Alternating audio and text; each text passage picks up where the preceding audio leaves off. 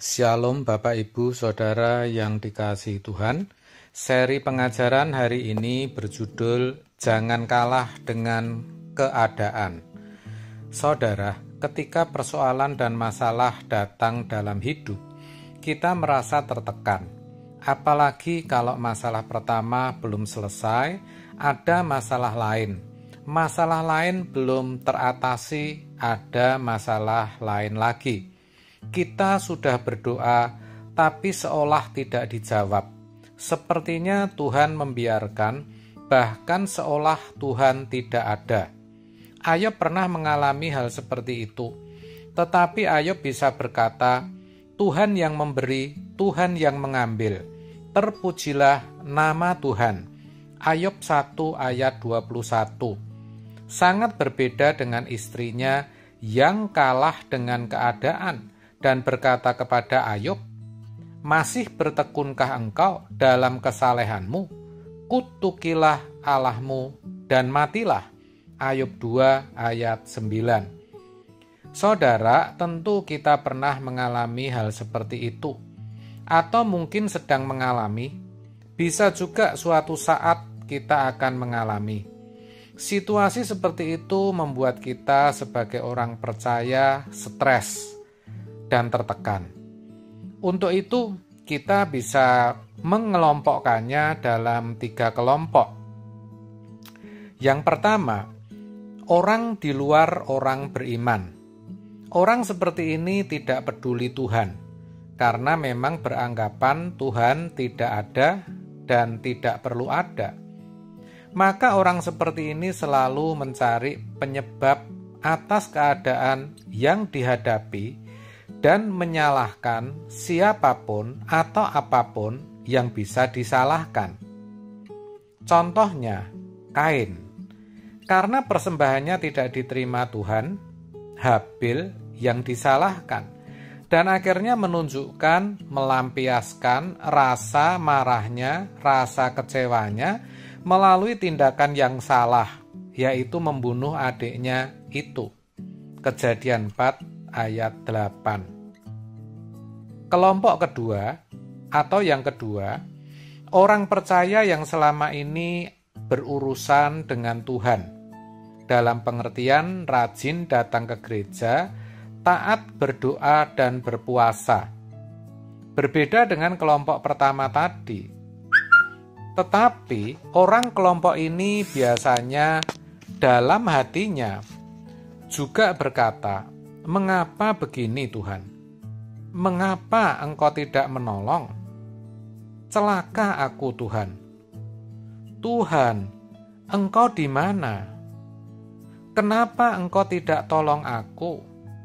Dan sebagainya, dan sebagainya. Saudara, sebenarnya orang seperti ini marah, tapi marahnya terselubung. Tetapi tentu Tuhan juga tahu, saudara. Ya.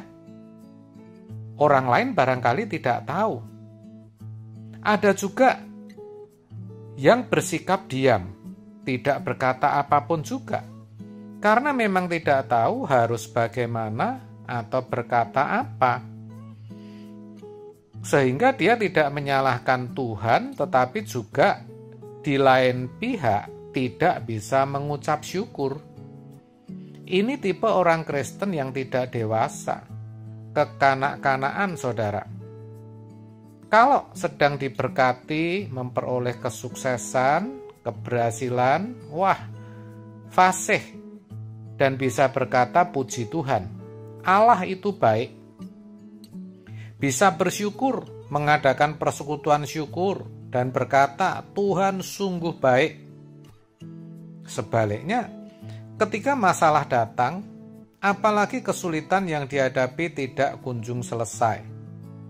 Bisa berkata Tuhan itu baik, tapi tidak dengan tulus. Atau bahkan tidak bisa berkata sama sekali, Tuhan itu baik, nggak bisa berkata seperti itu. Tidak bisa bersyukur, hatinya gelisah, takut, dan khawatir, saudara. Itu kelompok kedua. Kelompok ketiga, Orang percaya yang tahu dan yakin bahwa Allah sempurna dalam segala keputusan dan tindakannya. Orang kelompok ini tidak hanya bisa berkata Tuhan baik, tetapi juga mempercayainya.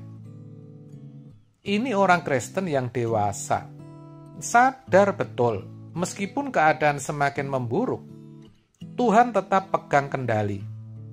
Tuhan tetap sanggup mengontrol keadaan itu. Tetap mempercayai Allah sepenuhnya. Tidak goyah. Selalu berpikir tidak mungkin Tuhan tidak campur tangan. Tidak mungkin keadaan yang kita alami tidak mendatangkan kebaikan. Hatinya bisa tetap bersyukur, tetap bersukacita, tidak mengeluh.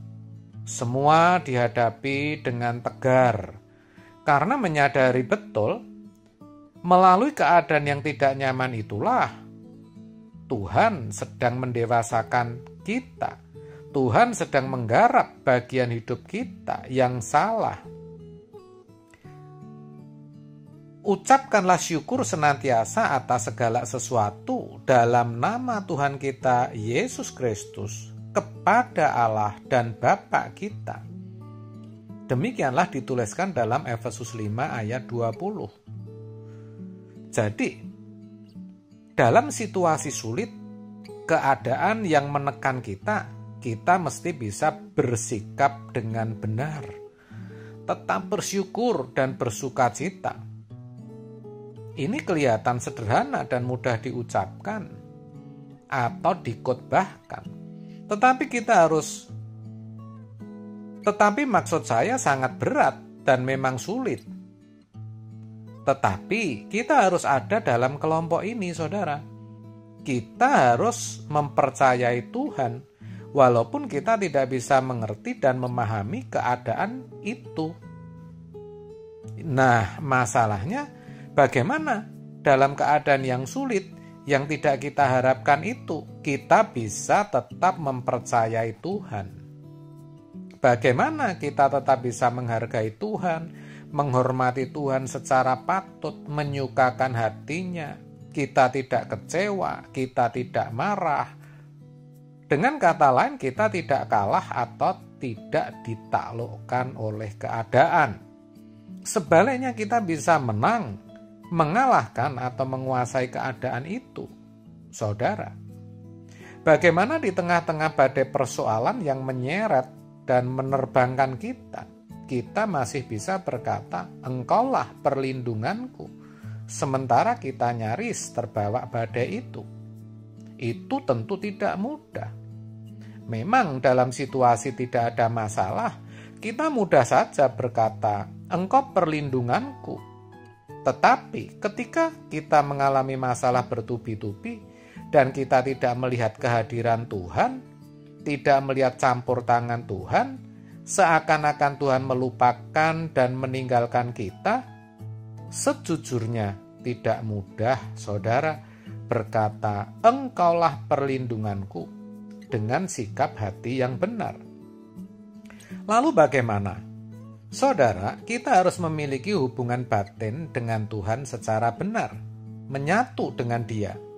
Itu kuncinya.